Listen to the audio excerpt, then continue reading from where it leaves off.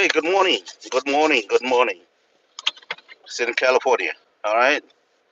So now we are in California. It's a quarter after 6 in the morning, and this morning is some like some not that. The temperature in the morning it's perfect. So we're in the 70, which is just good. But today is gonna be not a hot day, but whatever. You know, you come. What can we do, right? We have to go. We have to live with it, and that's the way how personal.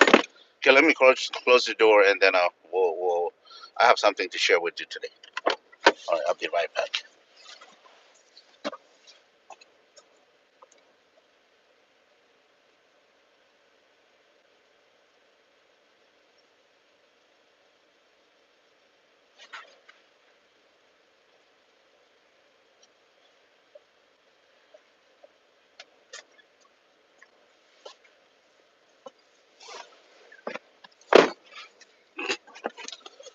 All right.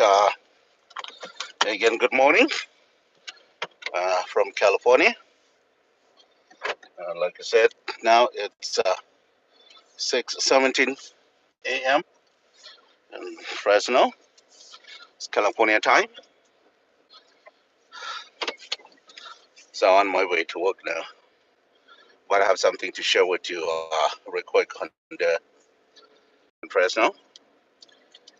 And this Guava project, if you follow me in the last 16 to 18 months, you probably can experience with it a lot of different video clips about, from the planting date all the way to the 18 months, 16 months, 18 months old trees that have very heavy uh, fruit set.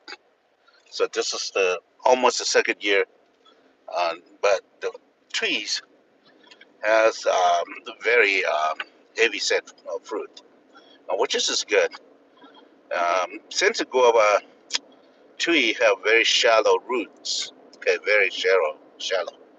So it's just about, I think, probably 3 feet is the most. Majority of them probably on the first and half, and first and half foot, in the soil profile from the above ground, from the soil surface down. So in that case, then we don't really worried about ripping the ground because it's whatever. But it's just good if you can rip the ground to make sure that the compaction is break, and so you can plant it. But especially for the high tunnel, and this high tunnel is an existing high tunnel that's been built for several years, and they used to grow vegetable in underneath the high tunnel. And so when I leased the high tunnel, then it's hard to put the rippers inside because the small uh, high tunnel.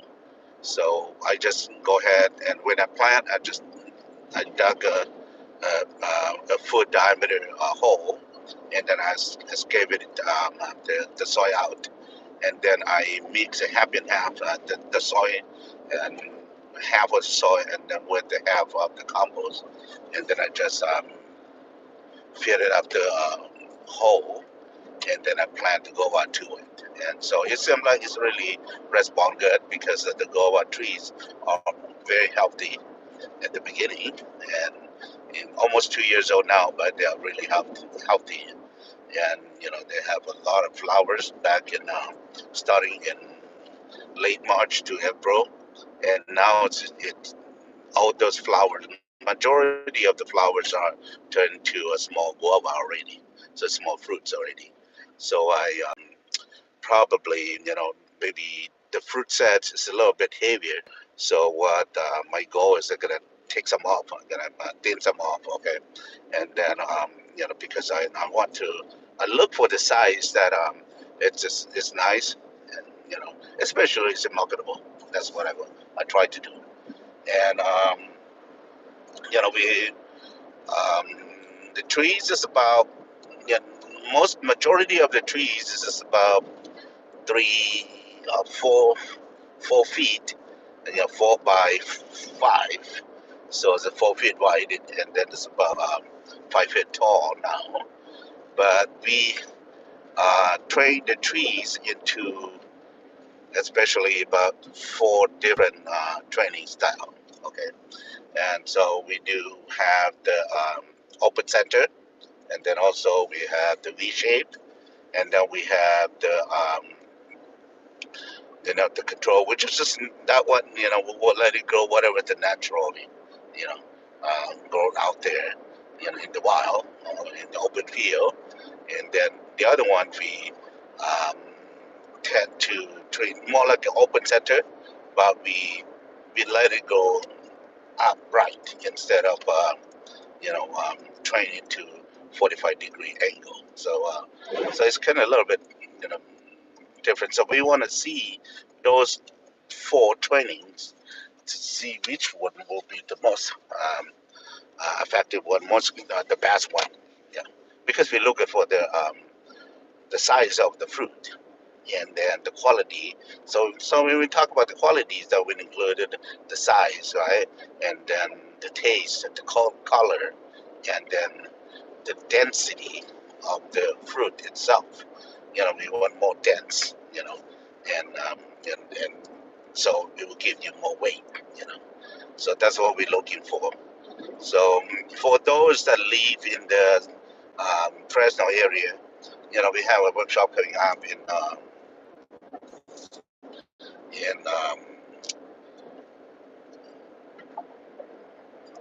August.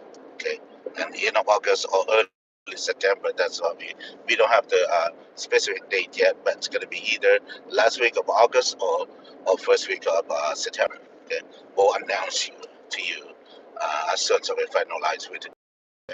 So for those that who are interested and live in the close by area, you you can come and join us.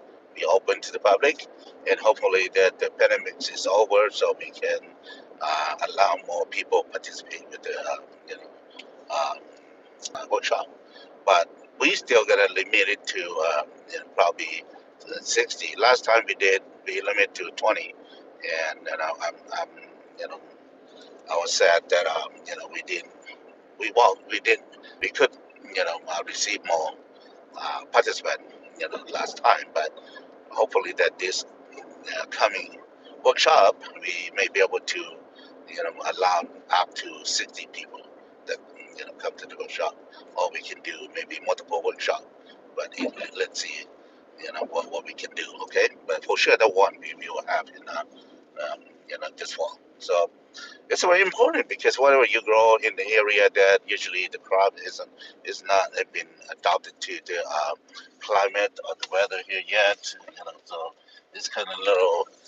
So what we will try to do is that we try to grow the crop that is not really being grown here for, and then we'll try to look at for something that what um, you know to especially we look at the management. Okay, so we want to see if something that we can go this kind of crops, and then is it profitable or not. So that's also what we're looking for. So if you follow me at the Hago channel, then you will be able to learn that how guava production and the Haitano, and it's about it. Okay, so we will have a lot of fruits in August. So just follow us. If you're interested, you can give us a call, give us a comment. I'll write a comment to our channel, and then we'll try to get back to you. And not just me, but we have several individuals that who monitor the project, and we have a lot of and there's a lot of things to learn, and we in the learning process to grow this crop in there. Okay, and also additional to the guava production in the Hatano, we try to do dragon fruit. production under the high tunnel too. So we have a single high tunnel, and we plant quite a bit of trees. Probably be we plant a little over 180 dragon fruits uh, plants in this high tunnel. And this is the first year we planted about 2 months ago. So some is pretty. The growth of the dragon fruit is it's just so crazy, right? So it's something like because the temperature here is really suitable to the those type of plants, so they grow like crazy. That's always teases my colleague that it seems like they grow like an inch a day. And we planted about 2 months ago, but now some plants already about 4 feet tall already. So we're gonna have you know trellises for that, and we're just gonna have a single type of trellises that we use. It's gonna be overhead trellises system. Okay, it's about 5 feet tall. Um, and then what we train that vine or that dragon plant to it, and most likely they're gonna be about 6 feet tall that you can walk underneath. And so when for picking, when it comes to picking or harvest time, then you can walk underneath and then harvest it. So dragon fruit is another type of um, fruit that we try to grow in the area because we're looking for, because in the area here, especially in the Fresno area here, we have heat. Every time you talk about sweet, then you need heat to generate that sugar. So that's what we hope for. But what the downside of growing dragon fruit in the area, because we have um, three factors that we need to look at to protect the um, plant from, or the fruit when it comes to production, that we also protect the fruit from, is that because in the area we have heat in summer, and usually it's 100 above 100 degree for sometimes it can go to a week, thing like that. So that's really a risk, man, to the fruit, because we have fruit, then fruit can get sunburned, those kind of things. So we would need shade cloth to protect that in the summertime. And then also in the fall and the spring, that we had wind. The wind is the issue too, because the wind, Santa Ana wind can go as fast as 50 miles, 30 to 50 miles an hour, and that's just going to be a high risk. It could damage the trees or the fruit themselves too. So that's just another thing that we need to protect by building, a high tunnel or house and to cover the trees, so we can cover with the polyfilm, and then prevent them from being destroyed the tree and the fruit. Okay.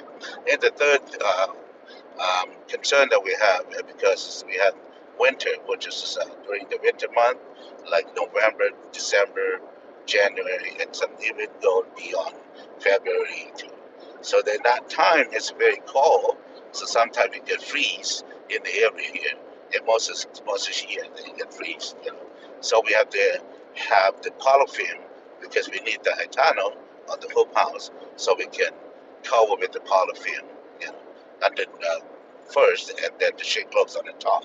So it's just got a little bit involved with financial investment, special investment. Okay, so in that case, then we have to look at it to see what's the production, what kind of yield that we can get out of this after the 30 years, and this is something that's profitable or not. So this is what we're looking for.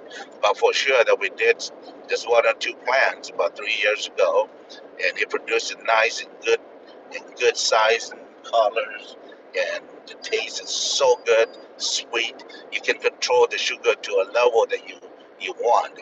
So that means it's going to be a good production, a good tasty dragon fruit compared to a lot of those that we imported now. So that's we're looking. We are very positive in that we be able to do that for sure.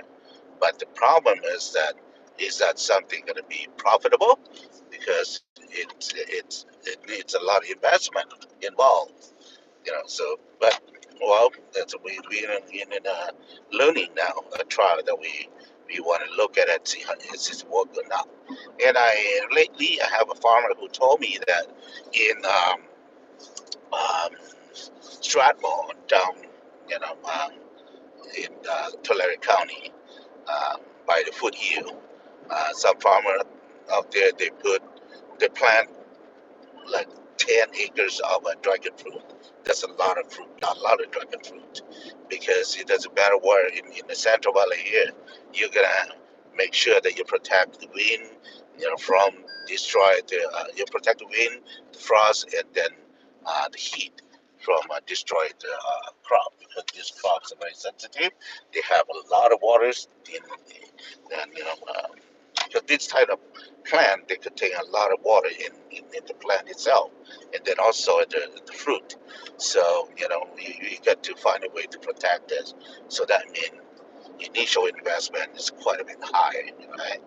But if for those that who love farming, who love to explore a new marketing opportunity, that would be a good way to do it too. And if grape, kiwi, and those type of fruit, or cherry, those type of fruit can be grown here, why not dragon fruit? Why not guava? All right. So those are some of the things that we are doing now. And guava, we have some farmers that have done this for in the last 20 years, and it's being introduced here already, and have a lot of information how you protect the guava from freeze, you know, wind, and then the heat. uh, it's already so that means it's profitable if you do it right. You have good yield, and then size and uniformity of the fruit, the colors, and shelf lives tend to be really good. Whereas for Taiwan pink, and then the variety from Thailand. All right, so that's pretty much what I want to share with you. And for those who interested, would like to explore to a new, crop or commodity in the valley, you know, I, you know, I would encourage you that stay tuned with us, and we can learn together.